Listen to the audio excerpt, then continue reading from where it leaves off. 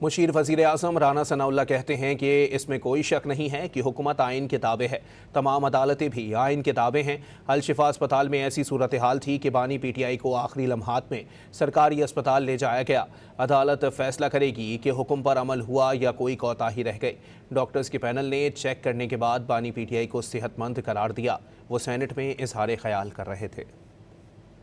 فیصلہ جو ہے آپ کو بھی عدالت بن کے نہیں کرنا چاہیے، اور جو آپ ہمیں کہہ رہے ہیں کہ یہ آپ عدالت نہ بنے اور خود سے تشریح کر کے خود سے جو ہے وہ اس کے اوپر عمل درآمد کو جو ہے وہ اپنے طریقہ کار سے نہ کریں، نہیں، ایسا بالکل نہیں ہے، ہم بھی نہیں کر سکتے، ہم بھی نہیں کریں گے۔ انہوں نے کہا کہ جی آپ عمران خان صاحب کی صحت کے ساتھ جو ہے وہ آپ نہ کھیلیں۔